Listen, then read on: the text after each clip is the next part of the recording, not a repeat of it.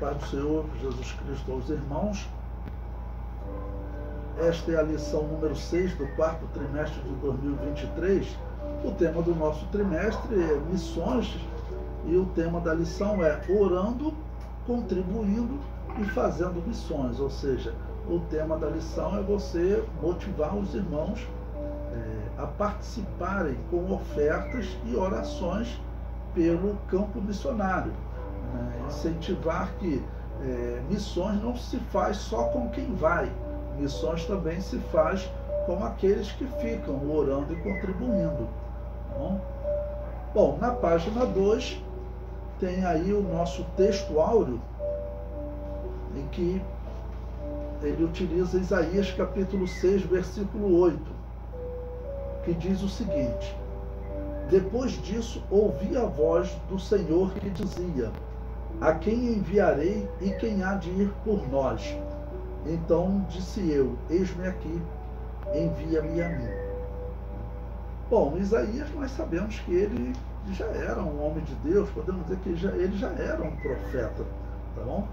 Mas o que nós vemos aqui é um chamado de Deus especial, além do chamado dele, tá ok? Que ele já tinha como homem de Deus, como profeta, tá ok? Agora ele vai ter um chamado especial, tá ok? Para uma determinada obra. Por isso eu comentei aí com vocês em verde, né? Eu coloquei: este texto nos ensina que o homem, mulher de Deus, né? Seja homem, seja mulher, claro, quem tem um ministério com Deus, nós acreditamos que Deus usa as mulheres, né? Na sua obra, claro, está na Bíblia, pode receber mais de uma chamada durante a sua vida. Isaías já era um profeta e recebeu uma nova chamada, ok? Para uma obra específica. Então, Deus chega e cobra, vamos dizer, pergunta, né? Questiona, né? A quem enviarei, quem há de ir por nós? Então, Isaías responde: eis-me aqui, envia-me a mim. Então, nós temos uma chamada missionária que ela é obrigatória para todos os cristãos. E nós temos também determinadas tarefas que nós teremos que cumprir dentro dessa chamada missionária, às vezes em uma cidade específica, às vezes em uma igreja específica, tá ok? Bom, no final da página 2 nós temos aí a nossa verdade prática, que nos diz o seguinte: nem todos são chamados para ir ao campo missionário, mas todos têm a responsabilidade de orar e contribuir com essa obra. E hoje, irmãos, nós temos facilidade, né, de participar.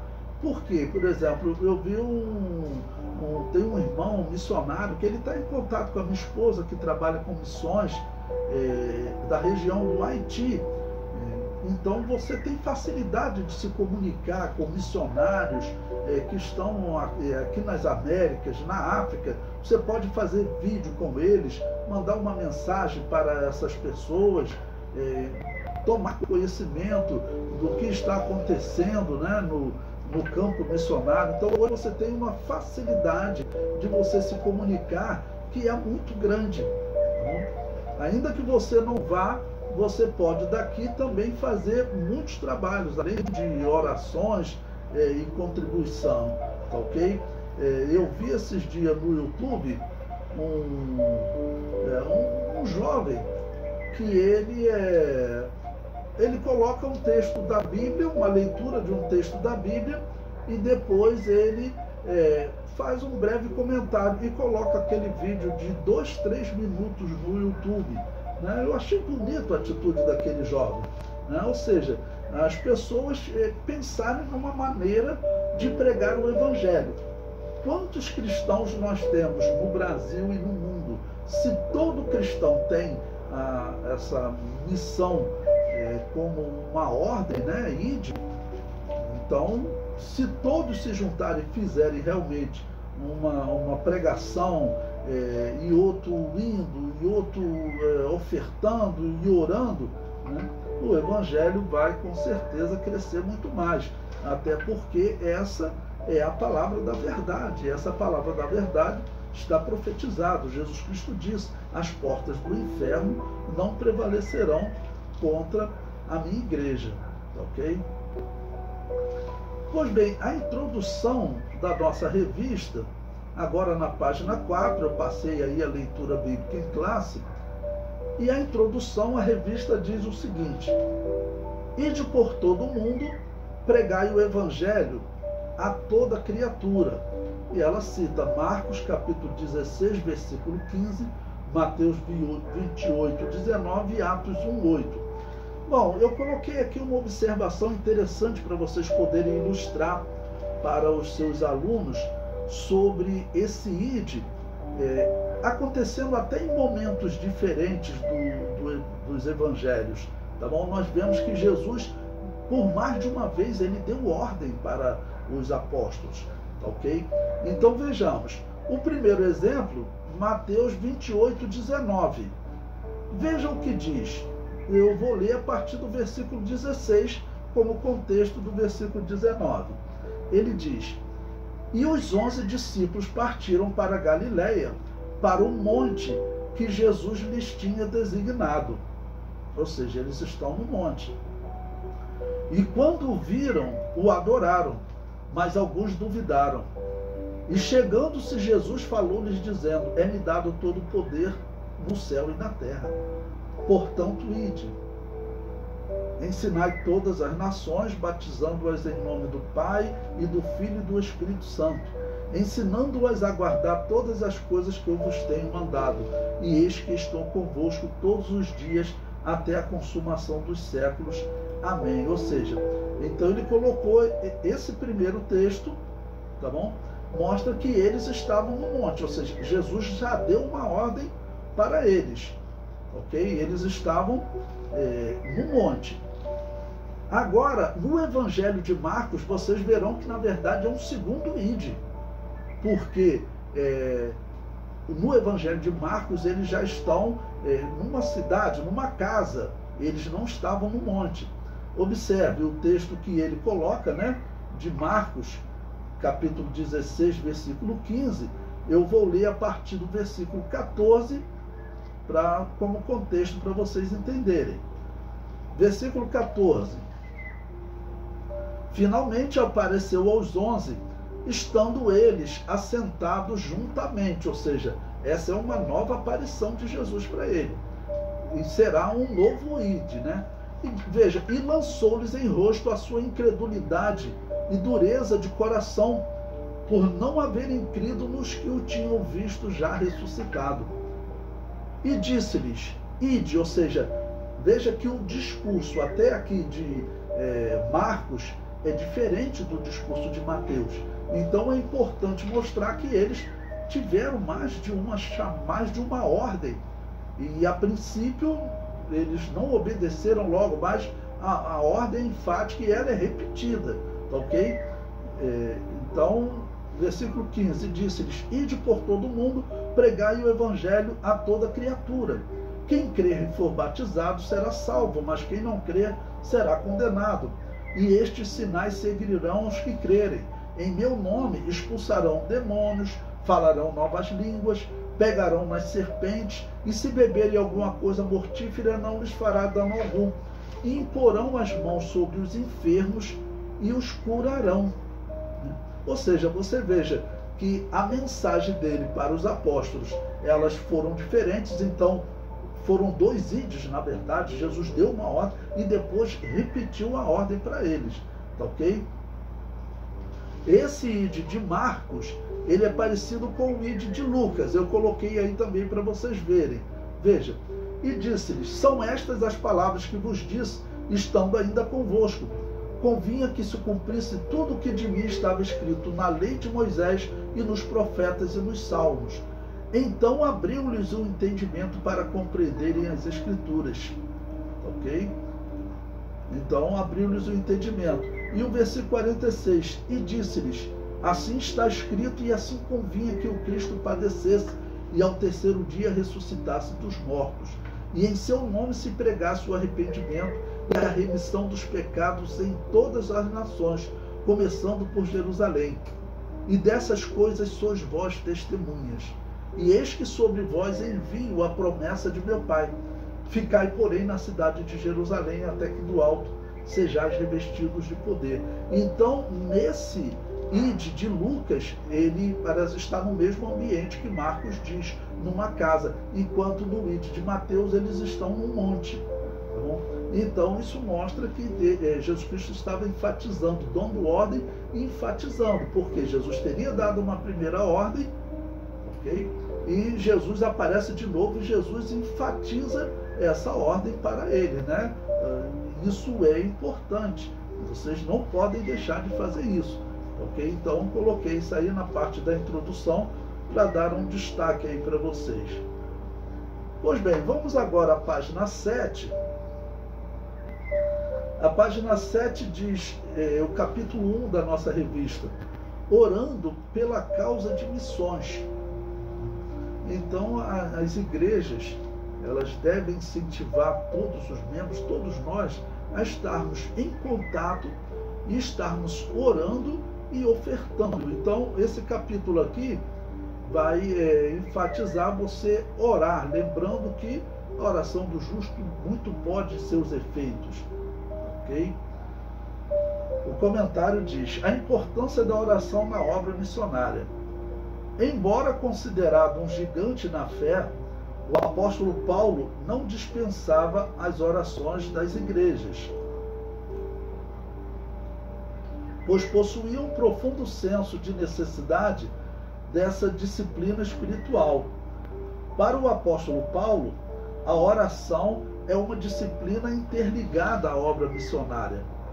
A partir disso, não podemos imaginar uma obra de missões sem pessoas comprometidas com a disciplina da oração. Nesse sentido, passamos a destacar pelo menos duas finalidades da oração da obra missionária. Okay? A importância da oração na obra missionária.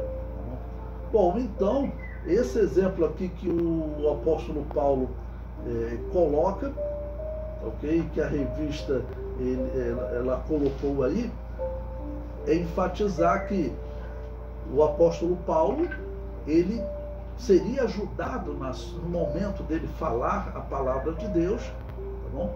Ele seria ajudado se a igreja estivesse intercedendo: orai por mim para que seja me dada a palavra, seja colocada em minha boca a palavra de salvação.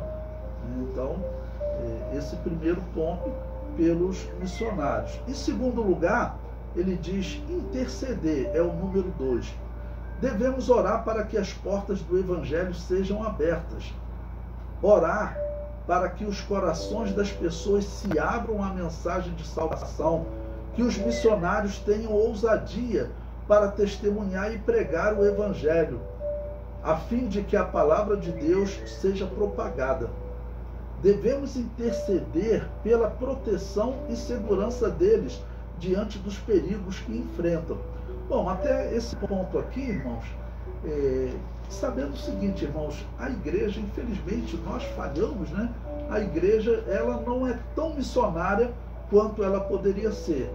No caso, estou falando até da nossa igreja Assembleia de Deus, né? Da qual eu sou. Ela poderia ser mais missionária. E ela poderia também colaborar mais na oração, porque, como Jesus Cristo descreveu, o poder que era dado à igreja na intercessão, a ponto de mover montanhas, significa que nós poderíamos influenciar mais no mundo comunista, no mundo islâmico, onde os cristãos neste momento estão morrendo, né? Bom, na página 8, nós temos agora o item 3, despertar a igreja local para a obra missionária. A disciplina da oração missionária aumenta o desejo de o crente fazer algo no sentido de levar a salvação para os perdidos e até mesmo de ser enviado ao campo missionário.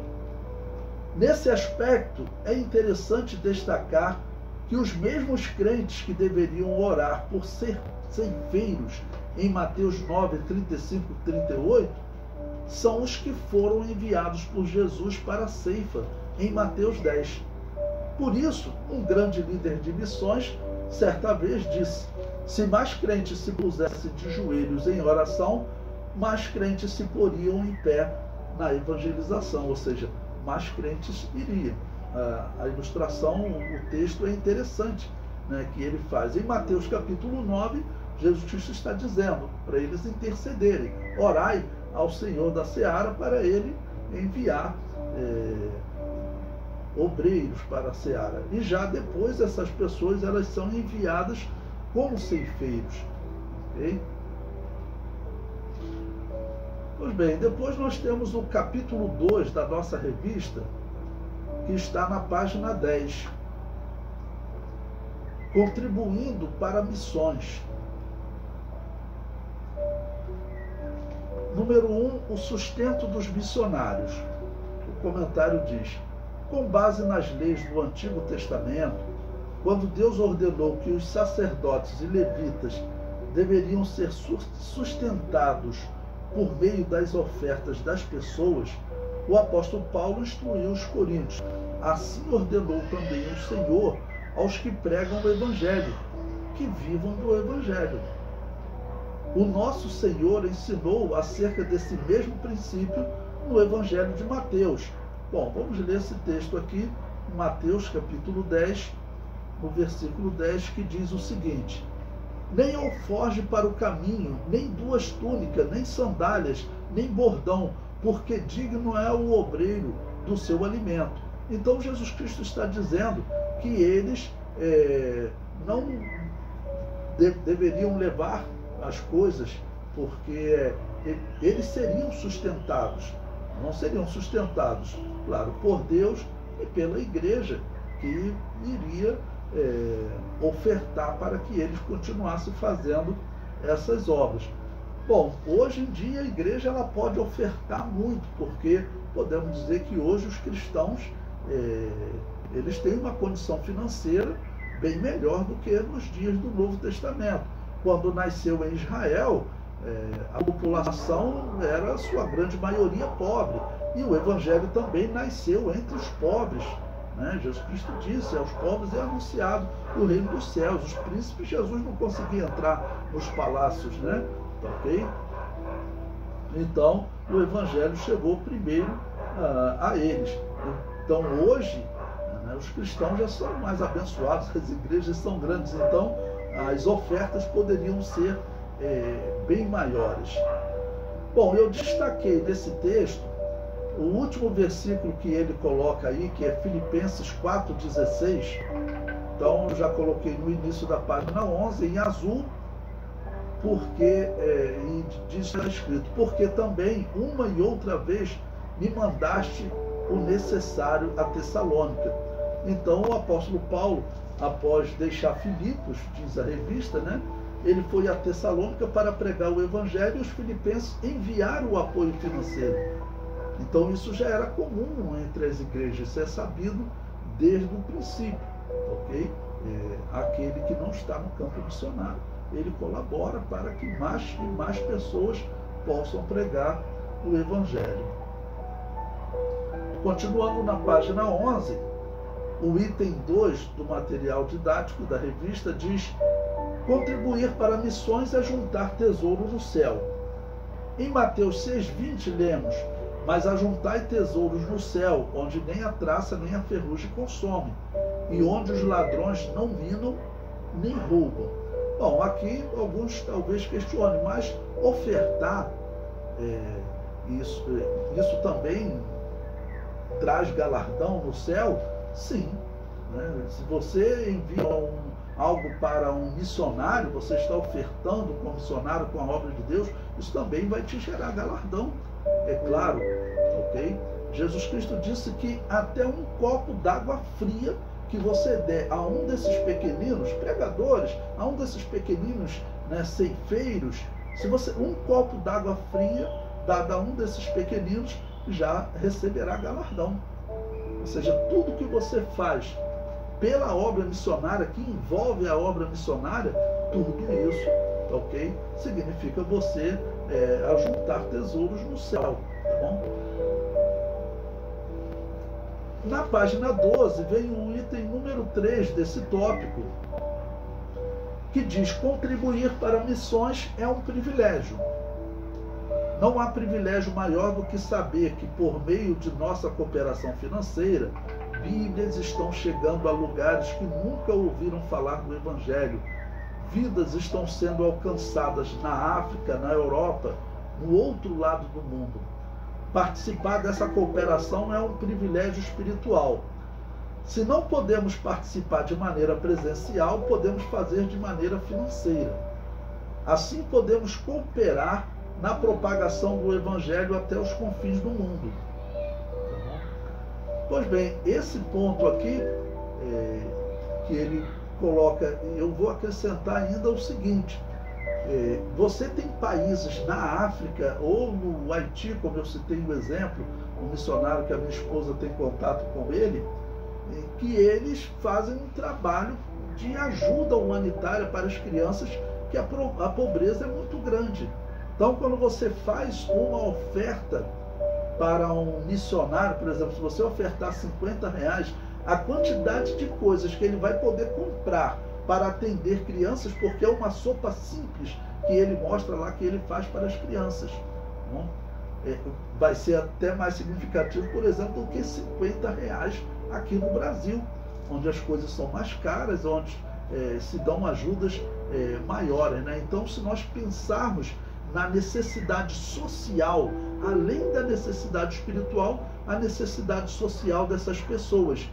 E eu considero, irmãos, a ação social como uma excelente e necessária estratégia da igreja, porque Jesus Cristo falou para nós cuidarmos dos pobres. Então, é uma necessidade, porque é uma ordem de Jesus também, cuidar dos órfãos, das viúvas, né? Cuidar do pobre, ok? Então, eu acrescento aí a ajuda social também, tá ok? Bom, no final da página 12, tem aí o item 3 da nossa revista, que diz: a chamada para ir. O número 1 diz: Deus quer usar cada crente. Todo cristão deve estar pronto para ir e fazer o trabalho missionário, levando as boas novas de salvação aos moradores do campo e da cidade, aos estudantes, às donas de casa, órfãos, profissionais liberais, deficientes físicos, prostitutas, homossexuais, dependentes químicos, enfim, tantos grupos que o Senhor nos proporcionar. Deus deseja usar a sua igreja em todos os lugares. Então, esse tópico aqui está falando da emergência de que Deus quer usar todos os cristãos, seja para visitar no hospital, nos lares. Deus quer usar todos os cristãos. Os dons de Deus estão disponíveis para todos os cristãos. Aquele que quiser fazer a obra missionária, ele não deve temer, como Jesus Cristo prometeu. Não tema o que você há de falar, porque o Espírito vai colocar nos seus lábios tudo que você tem que falar, seja diante dos reis, seja diante do homem simples. Então, o cristão, ele tem que confiar nessa palavra, tá bom?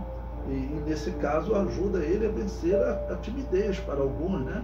Ou às vezes a falta de crença na sua capacidade. Tá? Então, a promessa de Jesus é: não se preocupe com o que você há de falar. O número 2 diz: a chamada missionária. Nas Escrituras vemos que Deus chama as pessoas para uma grande obra. O profeta Isaías foi chamado por Deus no templo enquanto o adorava. O profeta Jeremias recebeu sua chamada antes de seu nascimento. O profeta Jonas recebeu um chamado específico para uma cidade específica, Nínive. O Senhor Jesus chamou seus discípulos quando a maioria deles ainda exercia uma tarefa profissional, como pescador. O apóstolo Paulo foi chamado enquanto viajava para Damasco, realizando até uma tarefa ruim.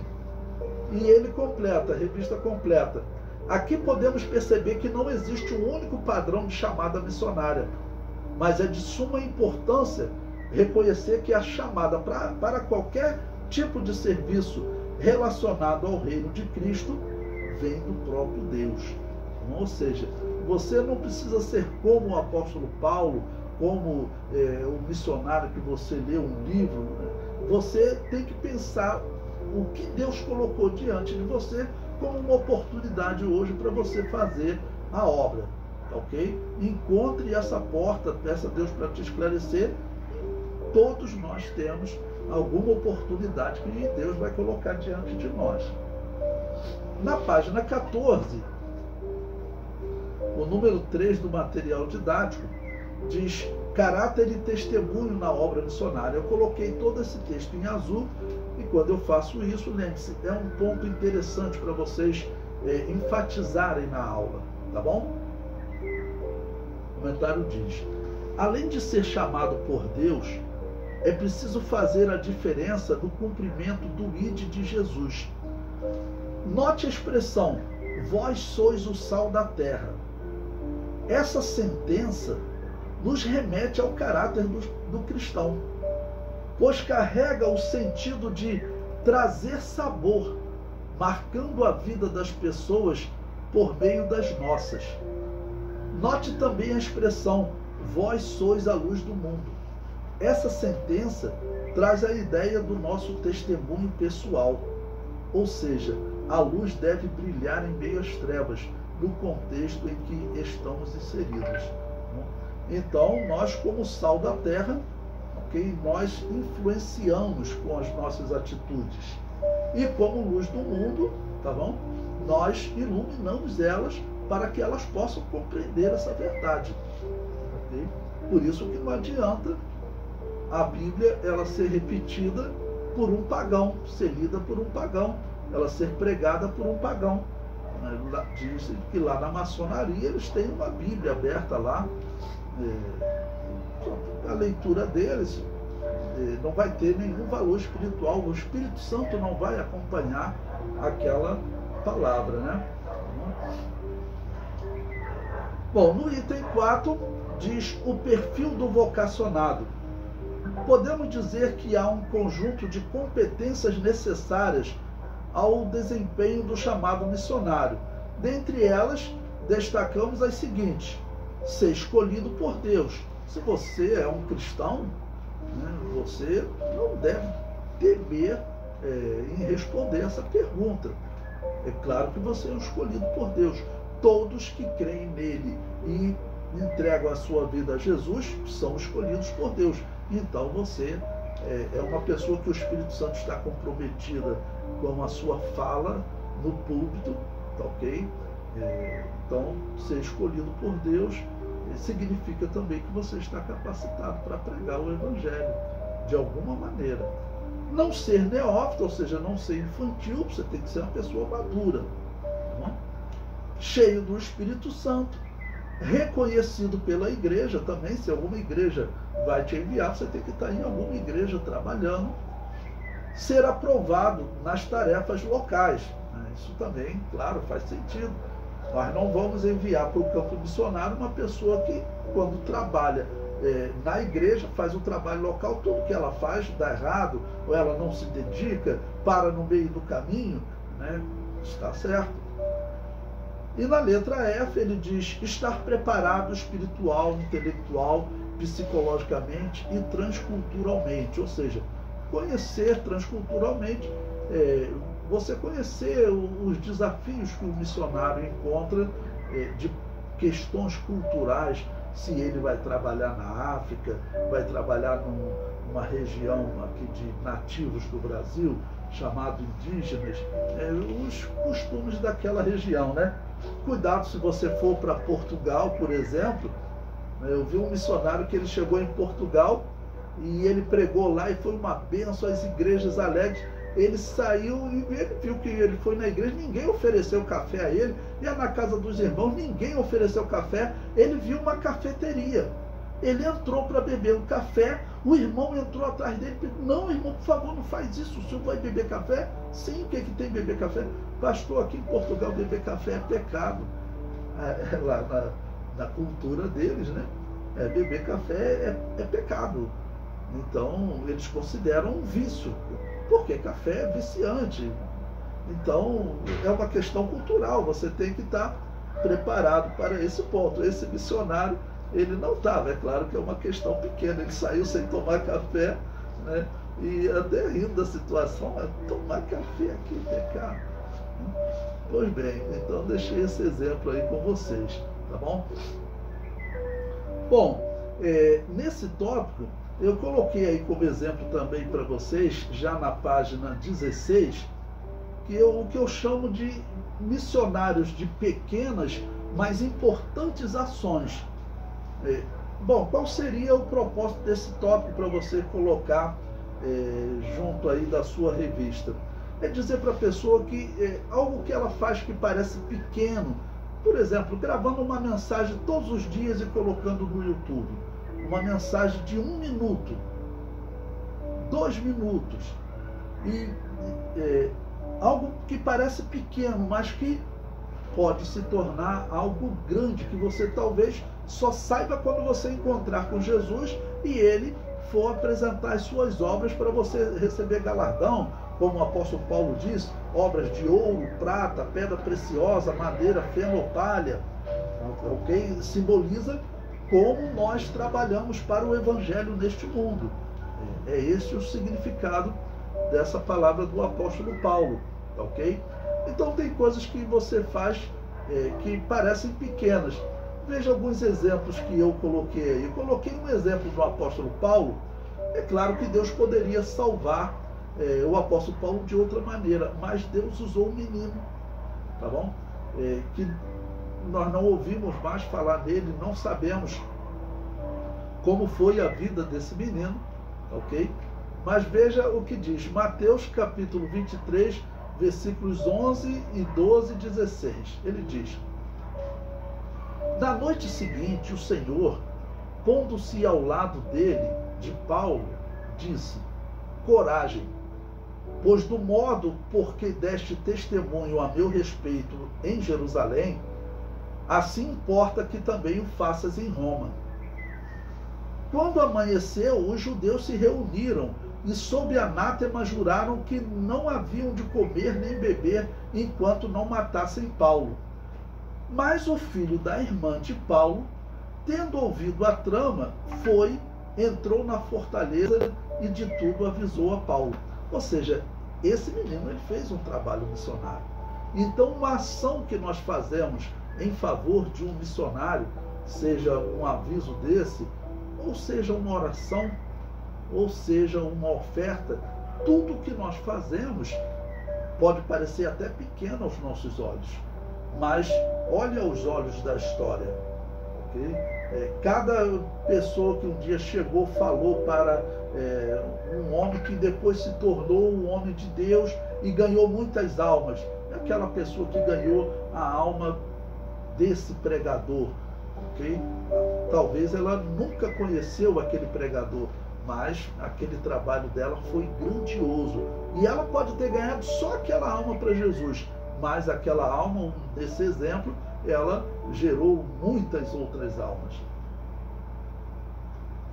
Bom, coloco aqui também, agora já na página 17, sempre lembrando que em verde é um ponto que eu acrescento na revista, né?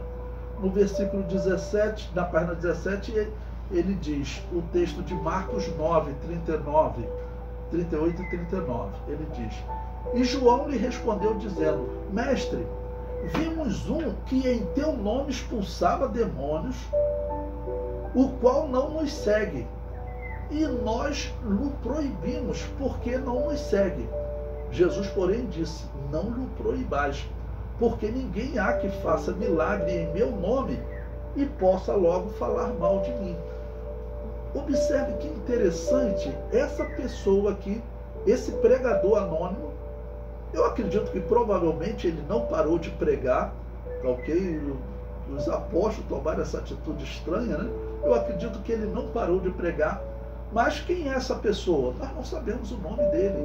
Normalmente, quando estuda os evangelhos, nós colocamos como um pregador anônimo, uma pessoa que estava pregando, e os apóstolos falaram isso para ele: para de pregar. Bom, nós não temos mais nenhuma notícia dele.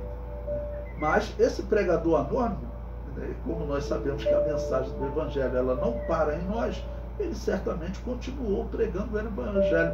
Era alguém que já tinha se encontrado com Jesus, já tinha recebido a fé e já estava levando essa fé, pregando o Evangelho. Algo que, vamos considerar, foi uma novidade até para os apóstolos, né? Pois bem, e ainda na página 17 tem a nossa conclusão, a conclusão da lição, que diz: nosso propósito é que, a partir dessa lição, cada aluno tome uma atitude de fé e se comprometa com a obra missionária, que se coloque à disposição para se dedicar, ao menos em uma modalidade da obra missionária: orar, contribuir ou ir. A Igreja de Cristo tem a incumbência divina de perseverar na proclamação da mensagem da salvação a toda criatura. É tempo de salvação e Deus conta conosco para expandir o seu reino no mundo.